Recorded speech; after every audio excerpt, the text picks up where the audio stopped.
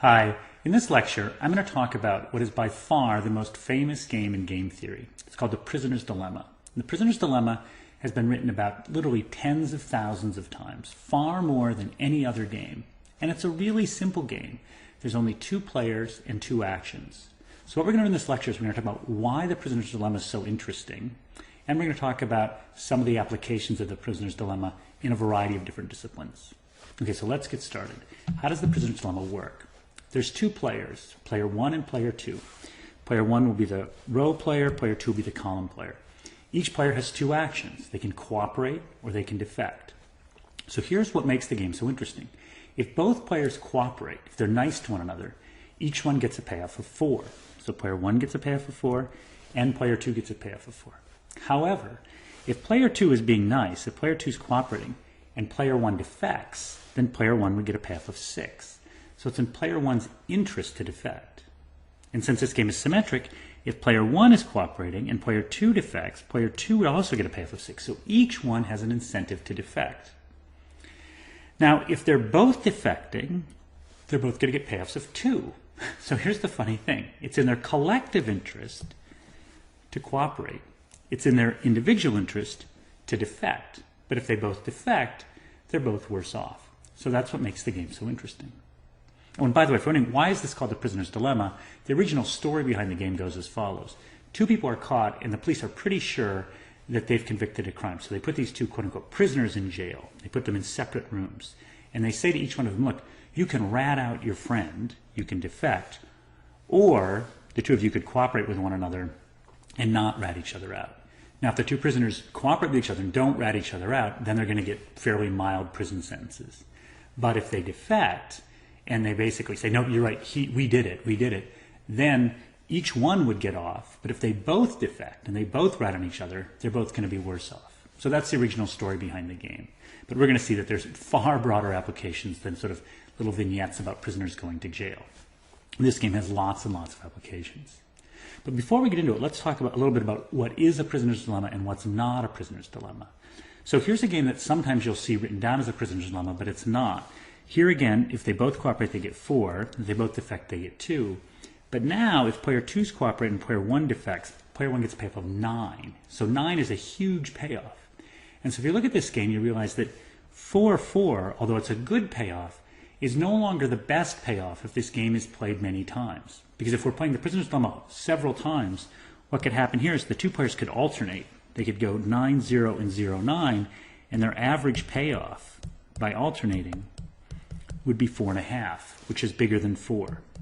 So this game, which people sometimes put down as the prisoner's dilemma game, actually isn't. It's a game that I like to call weak alternation, where you've got an incentive to alternate as opposed to cooperate. So in the prisoner's dilemma, it's got to be the case that you're better off playing cooperate. So when people write down formal definitions of the prisoner's dilemma, they don't use numbers like 4, 2, and 6. Instead, they write down things like T, F, and R. So here's the idea. For it to be a prisoner's dilemma, T has got to be bigger than R, because that means you're better off cooperating than defecting. It's also the case that F has to be bigger than T, because that means that player 1 would rather defect if player 2 is cooperating, and player 2 would rather defect if player 1 is cooperating. And then the third thing we need is that 2T has got to be bigger than F, because we've got to make sure that you're not better off alternating than playing cooperation. So this is formally how we write down a class of games that belong to what we call the prisoner's dilemma. And of course, we're assuming here that T and R, of course, are bigger than 0. Okay, so that's it. That's all there is to the prisoner's dilemma. Why so interesting? Why all this focus on the game? Well, again, let's go back to the two things I talked about before. What's the efficient outcome? What's the thing you really want to get?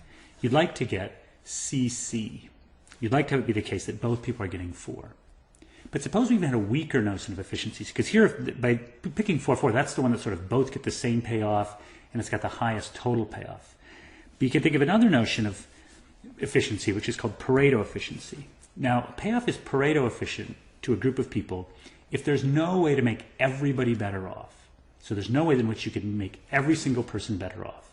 Well, that's clearly true of the case 4-4. There's no way to make everyone better off. But it's also true of 0-6 and 6-0. Let's see why. Suppose we're sitting at 0-6. Is there any way to make everyone better off? No. because if we go here, then player 2 is worse off. If we go down here, player 2 is worse off. If we go here, player 2 is worse off. And if we go here, player 2 is worse off. So there's no way to make everyone better than getting 0-6. Player 2 is always going to suffer. For the same reason, 6-0 is also Pareto efficient. There's no other payoff that we can get that makes player 1 better off, because that's player 1's highest payoff.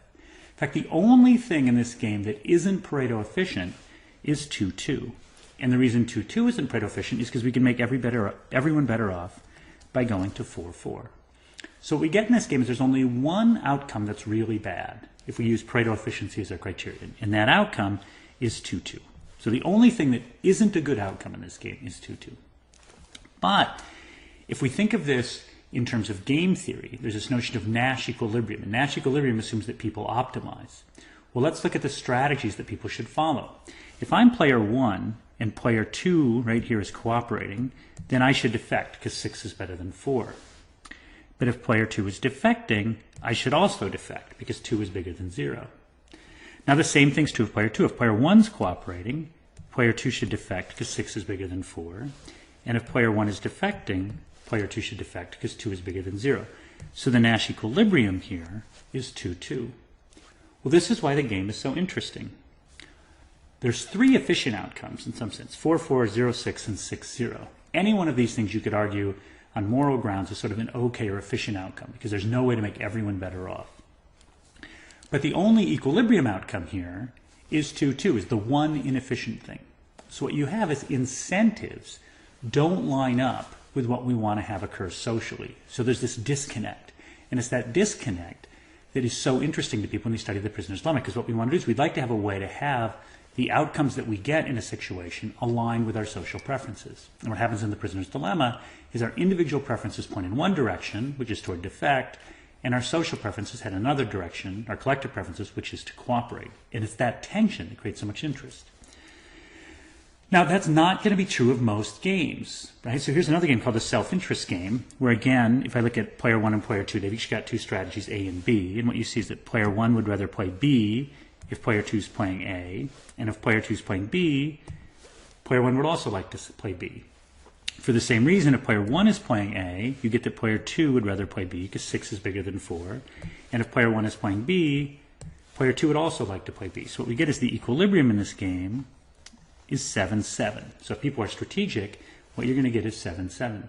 But that's also the only Pareto efficient outcome. So here what we get is that Pareto efficiency lines up with incentives. So the self-interest game, nobody writes many papers about this because it's obvious what's going to happen. You're going to get 7-7, and that's what we'd like to get. So therefore, there's no dilemma. There's no problem. But the prisoner's dilemma has a problem because what we're going to get is 2-2, and what we want is 4-4. So the question is, how do we get it? Before I move on to talking about how we get cooperation in the prisoner's dilemma, let's talk a little bit about why it's been of so much interest. And the reason is it applies to a lot of settings. So here's one. Let's think about arms control. You can think about cooperation as spending money on education. And you can think about defection as spending money on bombs. So now you've got 2 countries, country 1 and country 2. Both countries would prefer if they're both spending their money on education. But they can't help themselves, and they spend money on bombs, and everyone's worse off. Look at price competition between 2 firms. So you've got 2 firms competing, maybe 2 ice cream stores right next to each other.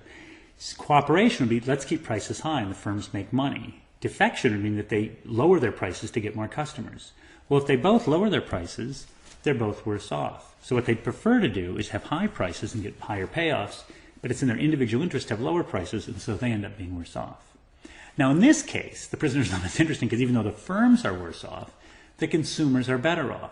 So we don't really care too much about this type of prisoner's dilemma, at least not as much as we care about the situation where we're taking money that could go to education and spending it on bombs.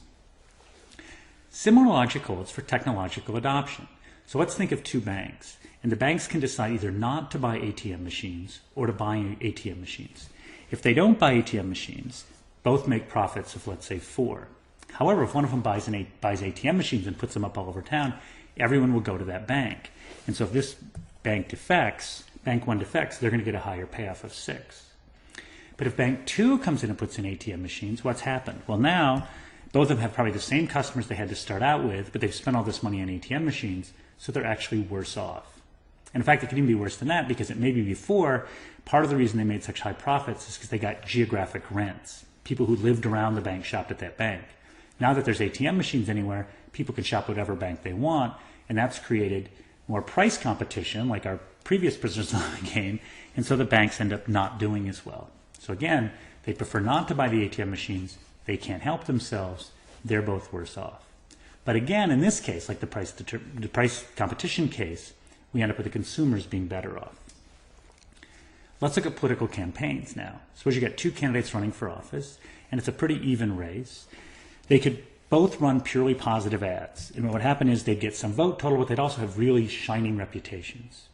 But now one of them thinks, I'm going to go negative. I'm going to bring up the fact that this one person went on a whole bunch of junkets paid for by private industry. And by doing that, I'm going to win the election. But now the other person goes negative as well, and you're back to having a 50-50 chance of winning the election, and you're tarnished. Your reputation's tarnished. So your payoff is lower. So you'd both be better off if you only ran positive ads, but you can't help yourself, and so you run the negative ads. It's a prisoner's dilemma. Food sharing. Let's look at a simple case where there's two of us and we could decide to either share food or not share food. So if we both share food, then we're going to get a payoff of 4.